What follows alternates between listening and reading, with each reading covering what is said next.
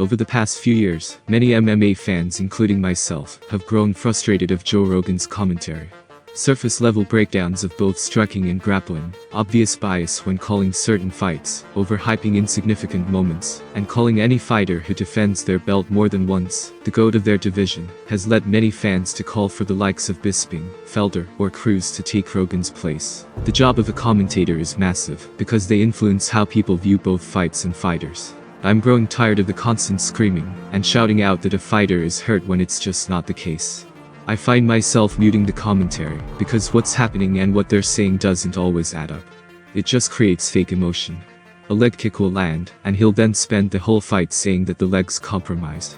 Or when he says that a choke is deep, and then 2 seconds later the dude pops his head out. Maybe he has a hard time himself getting out of guillotines when he trains, because the finishing rate for a guillotine in the UFC is very low, but Joe seems to get really excited by them. Back in the late 90s when Rogan first joined the UFC, his passion for the sport was infectious. He used to be the gold standard of commentating. A true student of the game, who would watch every fight across different promotions. He'd even have his longtime friend Eddie Bravo break down certain fighters to use for his notes. He not only knew every fighter, but everything about them, from their backgrounds to their fight history. During fights, he would see telegraphs most people wouldn't normally catch. He was able to call stuff before it happened. But take a chance and risk getting knocked out! Oh my God! Back in the 2000s, he might have been ahead of the curve because he happened to be a huge fan, and he also trained. But nowadays, with how much the sport has evolved, doing some taekwondo 20 years ago, and being a jiu-jitsu black belt who never actually competed in anything, doesn't really cut it when you're calling fights next to actual top 10 fighters and former champions. There are better and more competent dudes filling in the information now. Jon Anik being one of them, who seems to bow down to Joe's seniority, but on a week-by-week basis, seems to know a heck of a lot more. I don't think Rogan's terrible, but it's evident that his quality has dropped significantly over the last few years. Of course, his voice and enthusiasm brings a certain level of production value to the UFC. He generates a ton of revenue for them. Just having his voice on big events is both exciting and nostalgic. He's synonymous with the classic era of MMA that we all love, but not doing the research and preparation necessary when covering the fights is doing a disservice to the fighters and the sport. Anything that touches a fighter is a strike in his book. He's constantly overplaying shots to the body. A lot of times, fighters will throw a lazy front kick that connects slightly with the toes, and Joe will say that the kicks are the story of the fight so far, which just isn't how MMA scoring works. When you see it from the TV angle, it's really just a shin-to-glove connection. It makes a big noise but does minimal damage. I've noticed that if a fighter starts falling behind, Joe really overemphasizes how bad they are losing and how they lack skills. Sometimes a fighter just needs to make a few adjustments during the fight, it's that simple. It's the same for every sport, there are gonna be periods where a fighter or team isn't switched on. He gets paid a shitload for commentary, but he can't be bothered to do basic homework on the fighters, like when he was telling Jan that he used to fight at middleweight. I always fight in light heavyweight. And consistently referring to him as a Viking, despite him being Polish. It's just laziness and an unacceptable lack of effort. There are probably thousands of insightful and diligent analysts out there who will never get a break, meanwhile Rogan's just dialing it in. For someone who has literally been at the UFC since the beginning, he seems to be quite disrespectful to the former greats. Everyone's the greatest, this person's the GOAT of the division, this finish is the best ever. This is someone who watched every GSP fight when he was in his prime, and he's on his podcast a few months back, saying Masvidal was on the same level as a prime GSP. But then he's also said Woodley and Kamaru are the greatest, so it always seems to be changing. He also called Max Holloway the greatest featherweight of all time before he'd even defended his title. I don't know why, but Rogan's always been dismissive of Aldo. I don't know if Joe is consciously manipulative in his hypes, or if he lets his emotions and reactions get carried away. He was pretty reasonable prior to Ronda breaking through though. He gave guys outside the UFC a ton of credit, and openly disagreed with much of Dana's crazy UFC hype. Then it's almost like he shifted, and turned into a mini Dana. I understand wanting to create hype, but how can someone so passionate about the sport discredit all those great fighters who made the UFC what it is, just to promote an upcoming card? I think it's pretty clear, ever since he went part-time and started doing fight companions since he wasn't working the events, he's become much more of a fan. Only commentating 9 times a year is making a big difference. He doesn't seem as invested or up to date.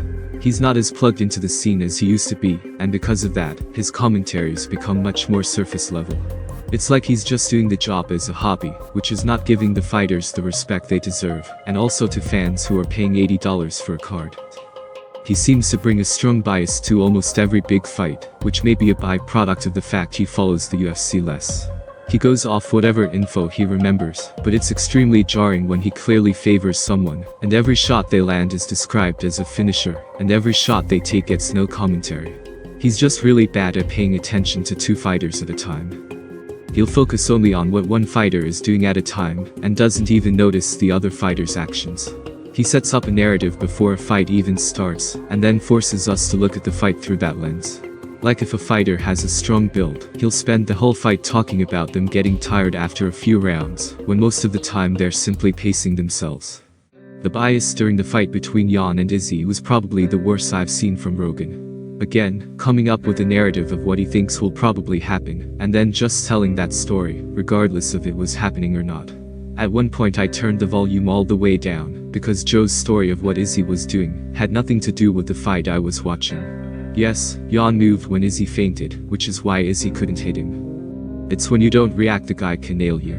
Even my nephew, who has only been watching UFC for a year, and happens to be a huge Adesanya fan, was saying the commentary was awful, and that Izzy was getting his ass kicked.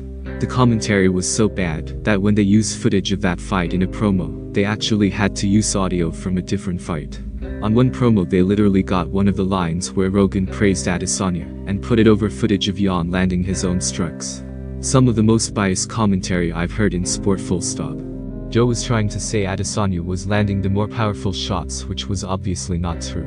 In the commentary booth, it felt really awkward at that point, because DC was literally saying Jan was outstriking Izzy, but Joe had it in his head, if the fight's standing, then Izzy is automatically winning. Nothing could convince him otherwise. Joe would remain silent whenever Jan would land strikes. It annoys me because he never even acted like the stand-up was competitive, much less considered that Jan might be winning. He wasn't great in the prelims either. I remember at one point DC made a comment and asked Joe for his thoughts, and Joe didn't even acknowledge him. It was hard to watch. He somewhat bragged about not doing homework before fights, besides watching a little bit of Fight Pass while working out.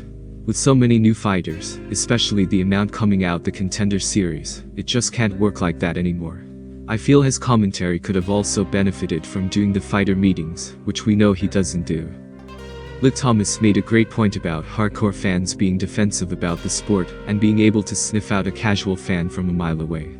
Obviously Rogan isn't a casual, but there are a lot of fans who stay up to date on the latest news, watch a bunch of podcasts and interviews, etc. Rogan's just not doing that, and you can tell. On his podcast he always blasts comedians for getting back into stand-up, after they've spent years away doing movies, and he loves to quote the 10,000 hours thing, and why they should always be working on their craft. Always felt it was a bit contradictory to his UFC role, as I feel he's gone backwards, since he said he wanted to do less events. It's also ironic because he's not a very good comedian. Remember when he had 2 trainers from Thailand on his podcast a while back? He started talking about Anderson using perfect clinch technique in his fight against Rich Franklin, and the guys kind of laughed, before reluctantly explaining that Anderson's clinch really isn't that good, more so that Anderson's opponents just weren't good enough. Joe more or less listened, didn't seem sold, and then several podcasts down the road he's back on Silva's perfect clinch. His lack of knowledge about anything kickboxing related always puts me off, especially with the number of kickboxers he's had on his podcast. His lack of knowledge about striking defense is also irritating. At times it's like he's stuck in 2005 where any bottom game at all is dangerous, and takedowns are inherently scoring. There's also just a long list of outlandish things that he's said that are just plain stupid. John Jones apparently doing coke, which was cut with creatine, that was tainted with steroids from a dirty Chinese factory, is the reason for his positive test. When he was the mouthpiece for the UFC SADA program regarding the Jones case, that was strange. He always struck me as a dude who never allowed people to spew bullshit on his podcast, without pointing out the inconsistencies, but he really bent over for Jeff Nowitzki when all that stuff was happening. Then there's all the stuff he said about Ronda.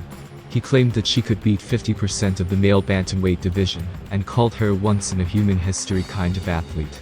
He literally cried in front of her, and said he was crying because he was so honored by her presence. On his podcast, I think even Cowboy was laughing at him when he was talking about how good her striking was, when he was saying she had perfect clean technique, and that she throws like a sniper. He then seemed genuinely surprised when Cowboy disagreed. He also kept talking about how well Conor did against Floyd. He landed more illegal hammer fists than significant strikes, but Joe still couldn't stop talking about that uppercut that didn't even stumble Mayweather. Just admit that Conor should have never been in there in the first place. Also saying he'd love to see Wilder fight Francis, and that Francis could KO Wilder. Let's not forget about his ideas on how MMA should be changed, saying that fighters should fight on a basketball court with bare knuckle. Who knows what the UFC will do in the future. Dana has said that Joe would never get forced out of the UFC, but it's likely Rogan will eventually quit to focus on his other projects. I've always felt Paul Felder has done a great job of providing fair and balanced fight analysis. I feel he deserves to join the commentary teams for the big cards. Michael Bisping is great too. Dominic Cruz is extremely insightful, but his main problems are that he doesn't mesh well with the other commentators. He's got a very monotone voice, which isn't great for the big moments in fights.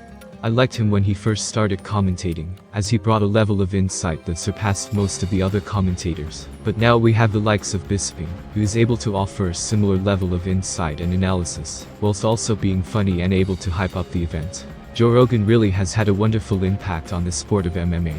We all have amazing memories of him growing up, and we can all agree that he taught us so much when we first got into the sport, but unfortunately I think it's run its course.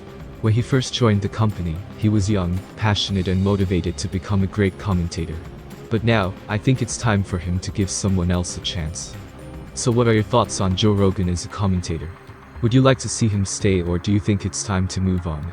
Let me know in the comments, and don't forget to subscribe.